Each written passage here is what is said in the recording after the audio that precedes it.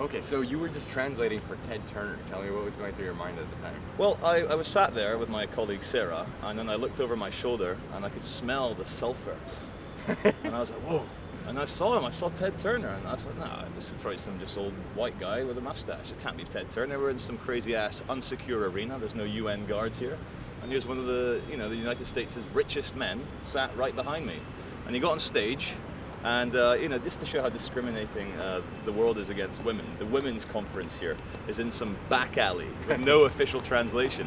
So Ted Turner and his two ladies got up, and there was no one to translate into Portuguese, and here we are in Brazil, and so the Portuguese audience went insane that no one was translating, and I speak Portuguese, and as someone that has done a lot of work against the work that Ted Turner does, I thought I cannot miss the opportunity to translate for one of the globalist depopulation pushers here in Brazil. So what did you think about the stuff he was talking about, like banning plastic, reducing the population through UN programs? I mean, half of it was typical old man rant, typical like misanthropic, people are horrible, blah, blah, blah. He likes buffalo, he likes prairie dogs. To be honest, sat right next to him, translating him, I didn't get the vibe that he's evil per se. I got the vibe that this is a kind of recluse old billionaire that does actually love animals. And he has seen, just like we all have, how fucked up the world is.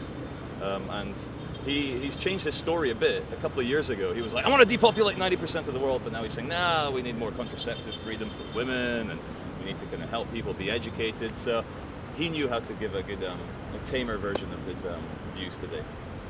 Okay, so what do you think of the overall agenda? What's the feeling you've gotten so far out of this conference? Well, I'm not the only person to think this. Many people in there think this. George Monbiot from The Guardian, writing today, the London Guardian, saying that this is purely, seems to be the continuation of the Soviet agenda. Red has turned green. And now, the paradigm is so kind of tight that we need to step outside it and go, hold on a second. Who's going to decide what the world's going to, follow? Who are these people to tell us that we need to do this or that or that? And it's just, I find that this, just like anything else, is one big circle jerk of very powerful people deciding for common people, whilst excluding common people. They didn't give common people a pass, excluding common people from the world. And we've seen in Rio today, the indigenous people, they're fighting police in the streets because there's all this talk, sustainable development. To me, sustainable development seems to be a byword for responsible annihilation.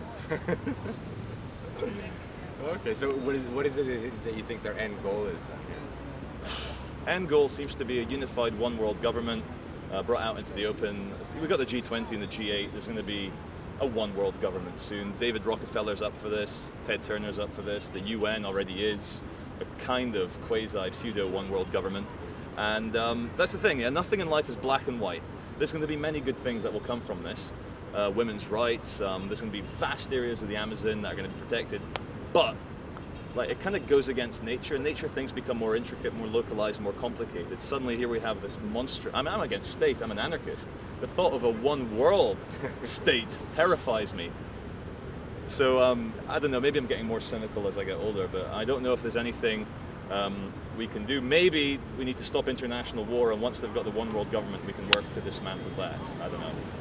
Sounds like a plan. So what's your plan while you're here then? What are you going to do the next few days? I'm going to drink a lot. I'm going to film as well as I can for my colleague Sarah from Eradicating Ecocide, and I'm going to just keep my opinions to myself, except when I get interviewed by nice people like you.